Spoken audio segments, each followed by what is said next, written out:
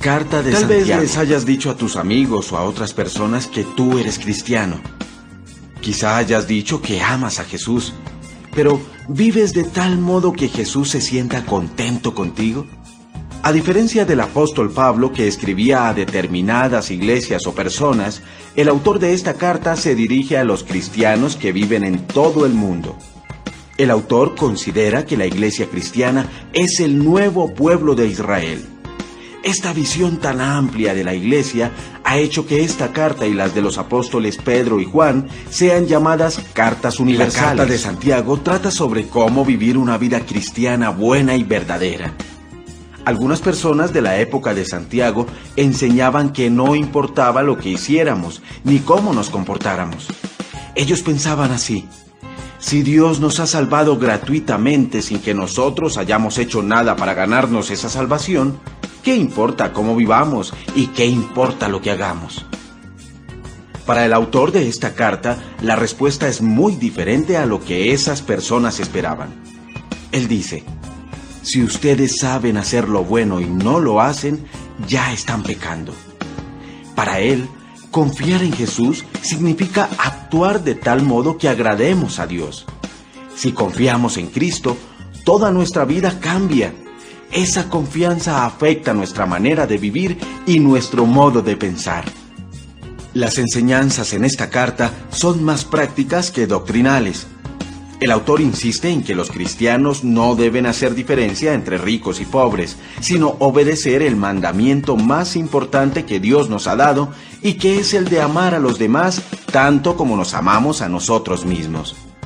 Enseguida pasa a aclarar que confiar en Dios no es suficiente, sino que también debemos hacer lo que Dios quiere. Pone entonces el ejemplo de Abraham, que demostró su confianza en Dios con todo lo que hizo y por medio de todo lo que hizo. La lengua puede ser motivo de grandes problemas.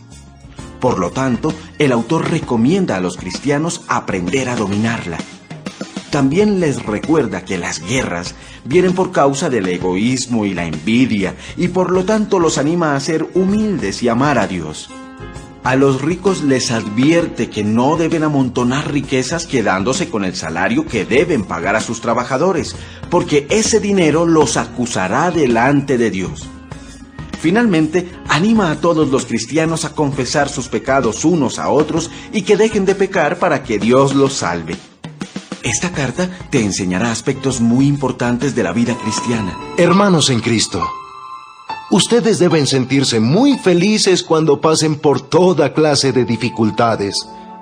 Así, cuando su confianza en Dios sea puesta a prueba, ustedes aprenderán a soportar con más fuerza las dificultades.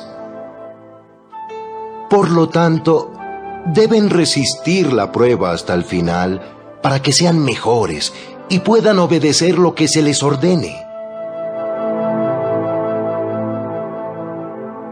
Si alguno de ustedes no tiene sabiduría, pídasela a Dios. Él se la da a todos en abundancia, sin echarles nada en cara. Eso sí, debe pedirla con la seguridad de que Dios se la dará. Porque los que dudan son como las olas del mar, que el viento lleva de un lado a otro. La gente que no es confiable ni capaz de tomar buenas decisiones no recibirá nada del Señor.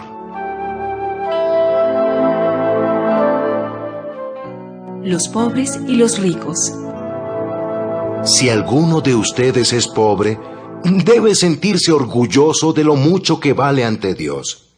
Si alguno es rico, debe sentirse feliz cuando Dios lo humille, pues las riquezas duran muy poco. Son como las flores del campo. Cuando hace mucho calor, las plantas se secan. Entonces sus flores se marchitan y pierden su belleza.